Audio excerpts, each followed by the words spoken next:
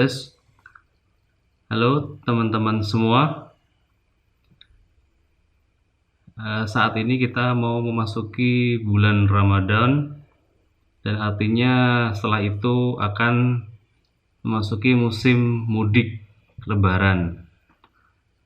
Nah, dari pemerintah sendiri sampai saat ini belum ada keputusan resmi apakah dilarang atau diperbolehkan atau dibatasi, baik dari Kemenhub maupun dari Satgas Covid sendiri.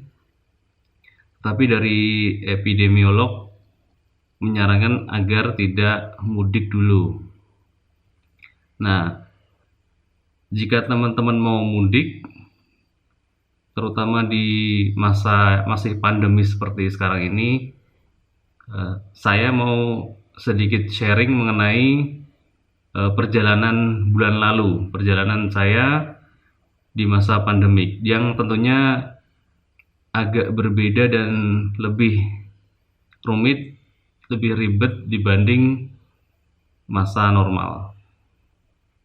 Jadi rencana awal saya adalah berangkat dari site, dari Badau tanggal 3 November. Langsung paginya berangkat, kemudian ke Putus Sibau, tes swab antigen, kemudian langsung terbang di tanggal yang sama. Itu rencana awal saya. Kemudian dari Putus Sibau terbang ke Pontianak, transit Jakarta dan ke Jogja.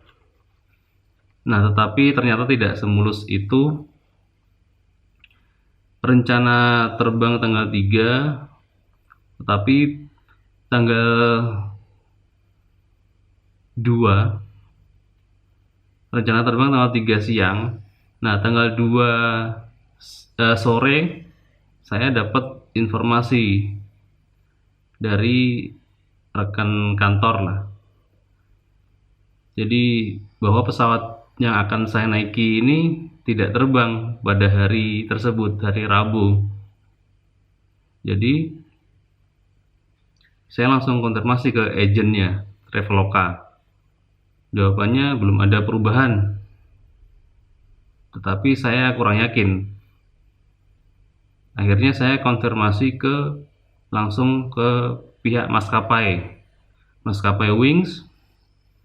Benar, ternyata tidak terbang dari Pontianak ke Putus Sibau. Otomatis yang Putus Sibau ke Pontianak tidak terbang juga karena pesawat yang sama. Nah, makanya sore itu, tanggal 2 sore, langsung saya cari informasi lagi nih, ada nggak flight lain dari Putus Sibau ke Pontianak tanggal 3. Nah, setelah dapat kontak juga dari teman sekantor, ternyata ada, karena 6 Air kebetulan terbang hari Rabu dan Minggu, makanya Rabu ada, tetapi pagi. Nah, kalau terbang pagi artinya swab antigen harus malamnya. Jadi saya bergegas tanggal 2 sore jam 5, saya langsung ke rumah dari kantor, kasih tahu istri saya, ternyata kita harus berangkat sore ini.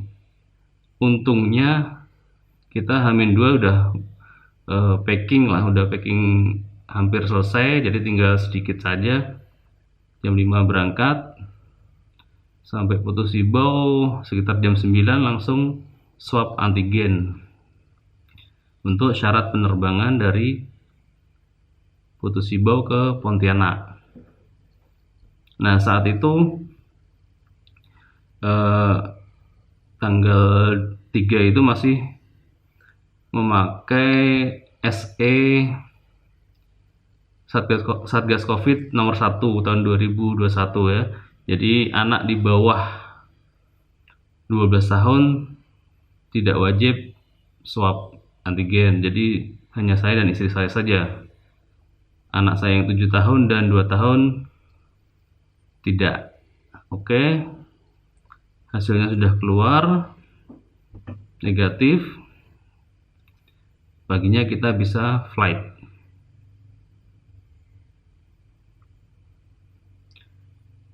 Nah, setelah flight kita landing di Pontianak sekitar jam 11. Karena penerbangan selanjutnya AirAsia hari berikutnya, makanya kita nginap dulu di Pontianak. Tetapi jam 11 ini kan belum saatnya check-in. Check-in harusnya jam 2. Kita sampai di Hotel Haris itu jam 11 lewat. Tapi kita paksakan untuk check-in. Kita disuruh nunggu di VIP lounge karena ada anak kecil. Dan alhamdulillah jam 11 lewat itu kita bisa langsung check-in karena kamarnya udah siap. Oke, bisa ambil nafas dulu. Nah, setelah di kamar,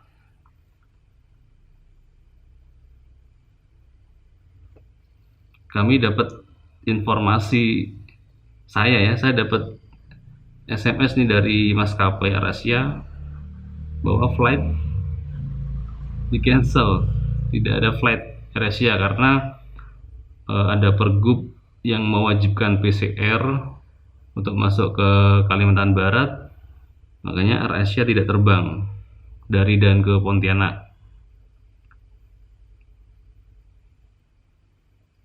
Waduh, berarti harus cari tiket lagi nih. Ini refund yang kedua nih. Tadi yang pertama dari putus di Pontianak refund, cari tiket baru. Ini AirAsia tidak terbang, jadi tidak bisa reschedule, harus refund. Oke, yang itu kita refund.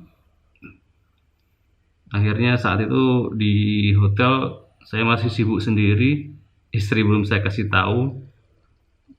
Akhirnya dapat geser ke Sriwijaya dan Citylink. Jadi walaupun beda maskapai tapi connect, tapi resikonya ya pindahkan bagasi sendiri waktu di transit di Jakarta nanti. Oke, jadi begitu penerbangan dari Pontianak transit Jakarta, pindahkan bagasi, tunggu beberapa jam, flight Jakarta ke Jogja, dan alhamdulillah landing di YIA. Nah, ini kan bandara yang baru pertama kali saya turun di YIA, biasanya kan di Adi Sucipto. Kali ini di Kulon Progo, jadi masih agak bingung nih mau naik apa, taksi atau gokar ya.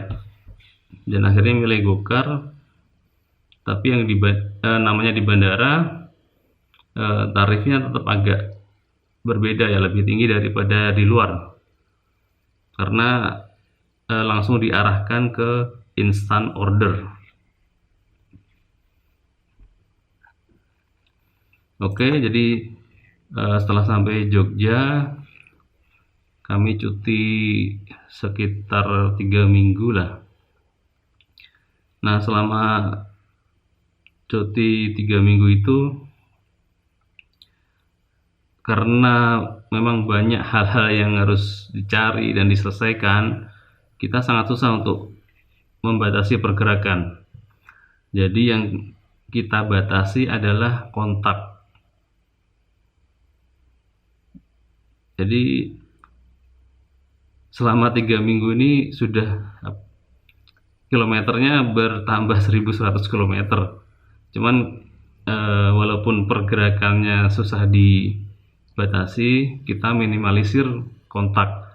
Jadi ya selama makan di luar ya biasanya hampir pasti dibungkus take away dan makan di kendaraan.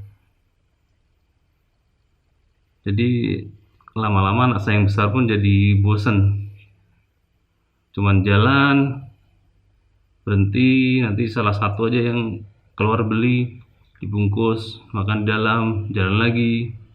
gitu terus.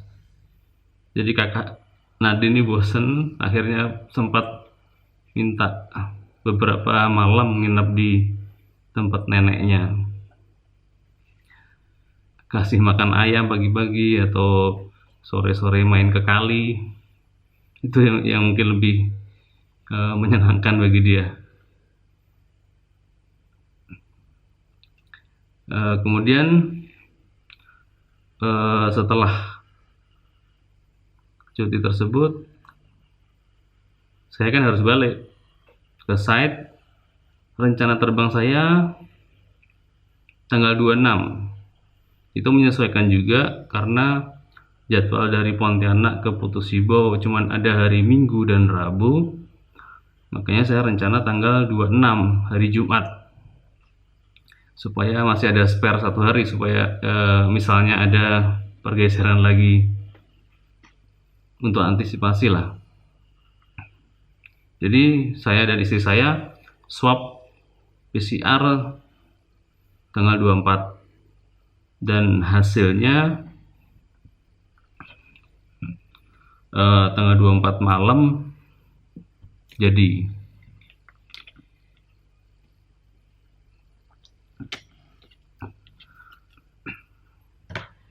Oke, tanggal 24 malam jadi hasil swab kami.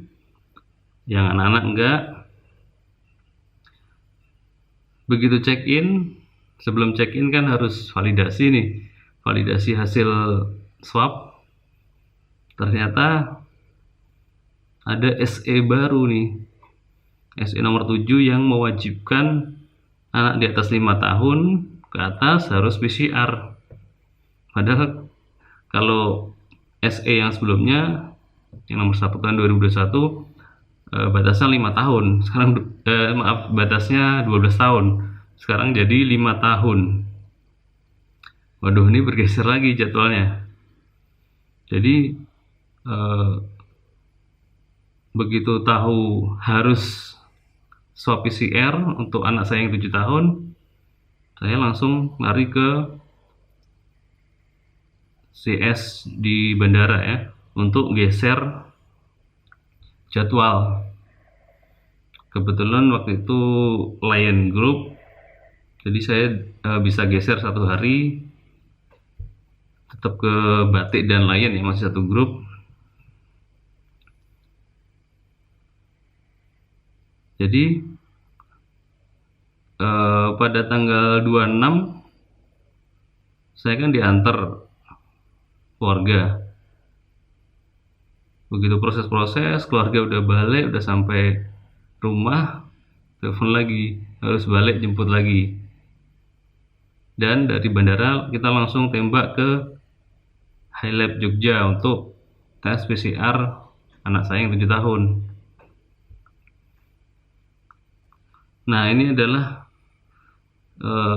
critical moment ya, waktu yang sangat menggelisahkan, karena hasil PCR ini kan prosesnya perlu cycle. Jadi kalau beruntung 1 cycle, nanti malam bisa langsung keluar. Tapi kalau nggak bisa, harus diulangi cycle-nya besoknya, baru siangnya bisa. Padahal tiket cuma saya geser 1 hari.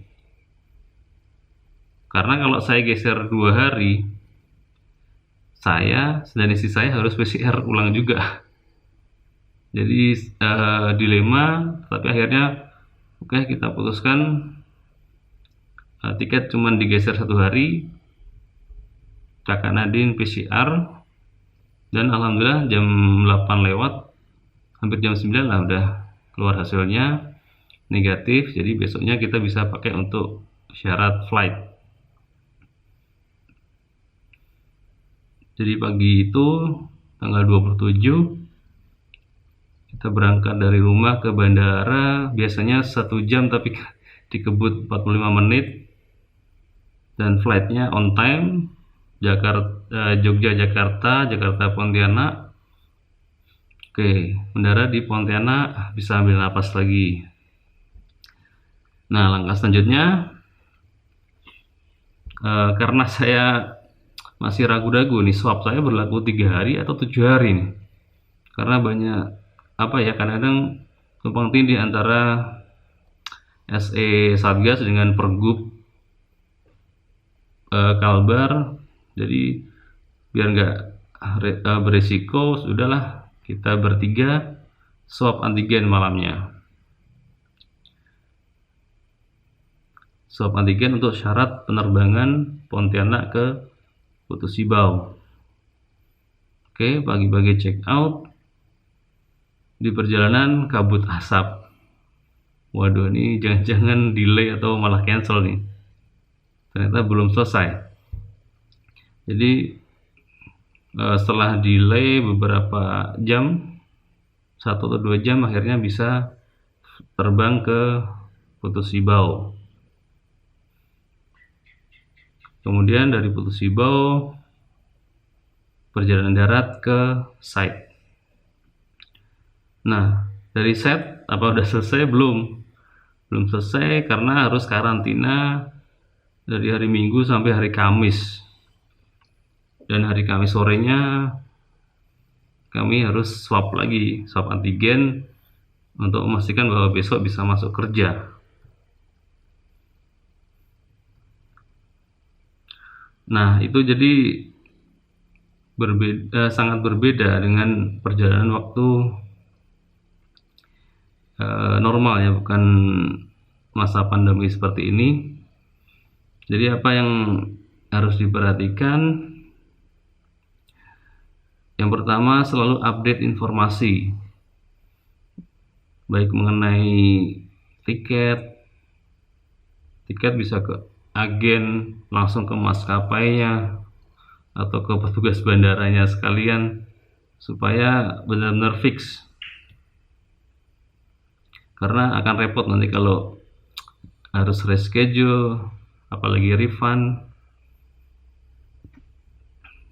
Dan kalau beli tiket di masa pandemi ini, saya sarankan nggak perlu terlalu jauh sebelumnya, karena kalau nggak memenuhi syarat juga akan refund atau geser juga.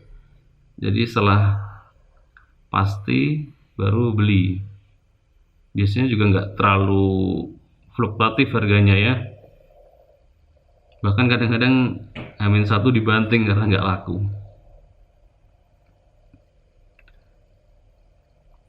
Kemudian selain tiket adalah persyaratan swab. Kalau ke Bali, Kalbar kan harus PCR. Dan harus update mengenai SE kapan yang berlaku. Karena kejadian saya ini karena saya nggak mengupdate SE yang berubah dan diperpanjang, ternyata ada perubahan di pasal-pasalnya. Kalau untuk di Kalbar ini dari tanggal 1 Maret sampai 23 Mei, jadi sampai Lebaran harus menyertakan hasil negatif tes PCR.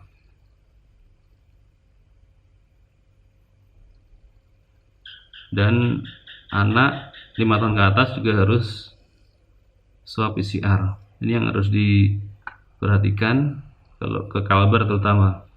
Kalau ke tujuan lain ya mengikuti SE nomor 7 kalau sekarang yang berlaku kalau dalam negeri. Kalau luar negeri internasional kan nomor 8. Kalau belum berubah lagi. Kemudian selain itu waktu perjalanan kita juga harus mengisi e-hak. Kalau belum download dulu di App Store atau di Google Store ada. Jadi e-hak ini adalah Electronic Health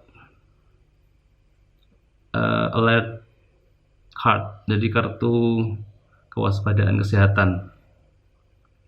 Nanti diisi. Ini e-hak saya ada historinya, kemana saja, tanggal berapa, dari mana, tujuan kemana. Kemudian juga ada riwayat tes lab. Nah, nanti semuanya barcode-nya tinggal di-scan waktu arrival di bandara tujuan. Kemudian selain itu lagi, nah kalau cuti kita misal lebih dari 2 minggu atau 3 minggu atau sebulan, alangkah baiknya kalau kita tes mandiri dulu. Kalau saya kemarin kebetulan dapat informasi tawaran untuk tes genos ya, waktu soft launching di UGM. Jadi kemarin dapat slot dan dapat diskon karena alumni. Nah, itu sangat membantu untuk